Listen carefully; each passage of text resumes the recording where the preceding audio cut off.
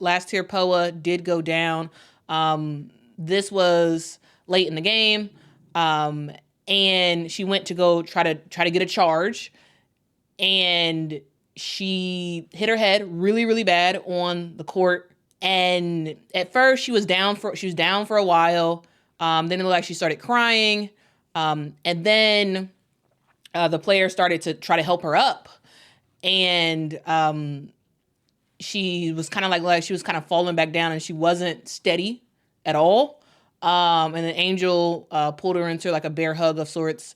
Then finally, it seemed like the training staff came out, and they tried to walk her back to the bench, but it was clear that something serious is wrong with Last-Tear Poa, and they do not need to move her head and neck, because that was a very bad, what looks like a head injury, and you don't want to move people like that. You want to put like a neck brace and whatnot on. So they put her back down on the ground, brought in the stretcher, and then put her on the stretcher, and then carried her off the court. That was a very, very scary moment, an extremely scary moment to witness. It's one thing for a player to have an injury. Like that's, we see a lot of injuries. We saw lots of injuries today, and we'll talk about those in a sec. But it's different when it's at someone's head and neck area, right? Because that is like absolutely critical. It makes it very scary, the fact that they moved her, right?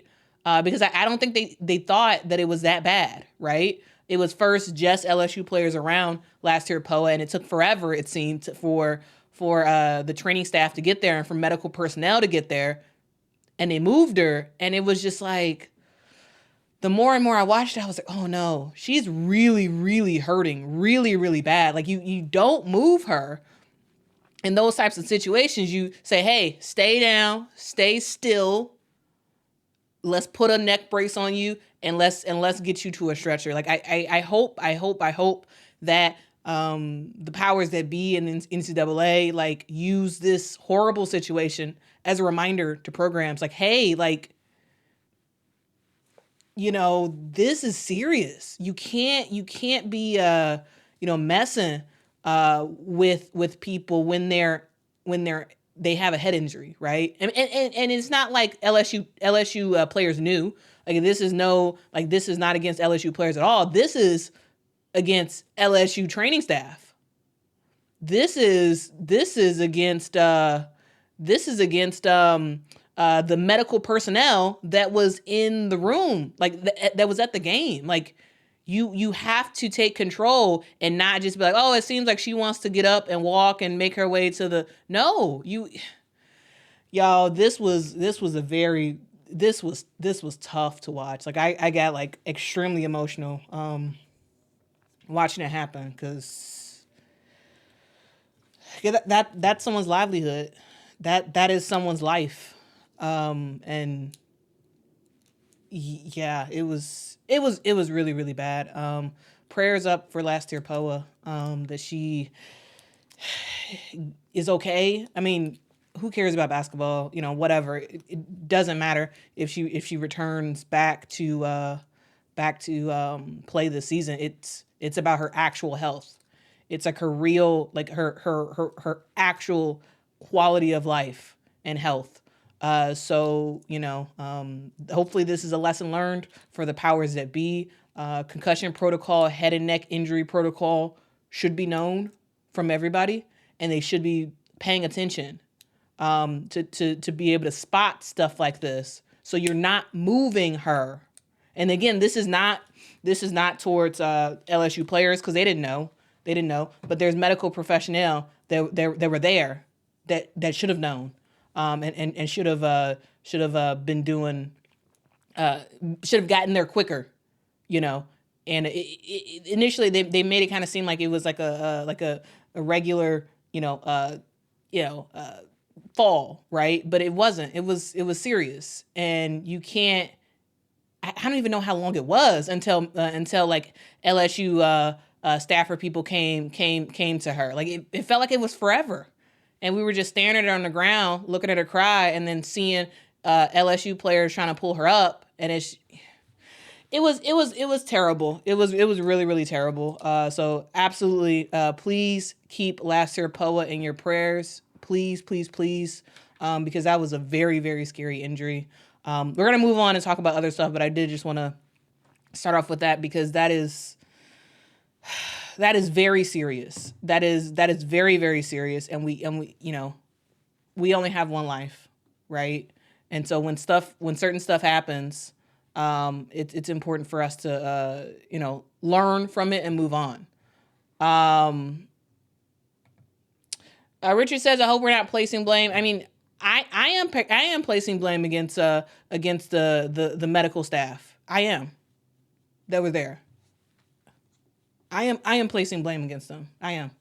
Not the players. This has nothing to do with LSU players at all. Like I think they didn't understand the severity of it, and it's the professionals, the medical professionals that were there, that should have gotten there earlier, right? They should have been able to spot what was going on and say like, hey, don't touch her.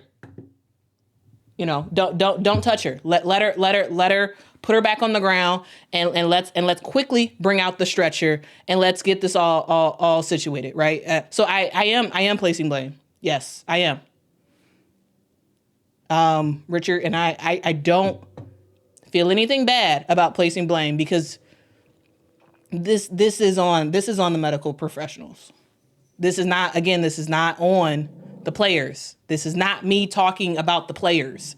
This is the training staff. This is the stretcher folks. That stretcher should have been out there a lot earlier, right? So yes, I am placing blame on this. I am. All right, let's hear what the team has to say. Chelsea Boucher with NBC 33 in Baton Rouge. Angel, I've asked you about Poa before, and you've talked about how everybody deserves to have a Poa on their team. After that huddle when she was carted off, you were emotional. What was going through your mind and just, playing for her? She means so much for this team. I mean, she sacrifices her body every single night. I think she has 30 charges this year, and being able to understand that could have happened at any moment. And that's why I was telling the Flau'jae, like, don't blame yourself for this. Don't blame yourself for this. And just trying to keep the team together as much as we can because Poa will want us to stay together. Poa will want us to play hard and do this for her and win this game and play tough. She is one of the toughest players on our team. So being able to just fight that one out, and we hit a couple big shots, and we all just said, that's for Poa, that's for Poa, that's for Poa. And we kept trying to get through that. That was the hardest 5 minutes of a game that I've ever played. So emotionally, physically, mentally, I think we just stayed poised and stayed together at that time. Kim, can you give us any more update on Last-Tear? And I guess TV said that you told the players she had movement in her limbs. Is that the case? Yes. As I was walking to this press conference, the trainer told me that her CAT scan, is that right? CT scan, CAT scan, whatever you call it, came back clean. So that's wonderful news. I spoke to her mother. Of course, she's from Australia. The kid took quite a lick on the back of her head. I did not see it. I saw it on the film just a minute ago, and I wouldn't even look at it. I know enough about Poa that if she can't get up and she tries to get up, and she's in bad shape. Her teammates know that. So she was just a little bit unresponsive, mostly is how I would describe it. She could squeeze your hand lightly.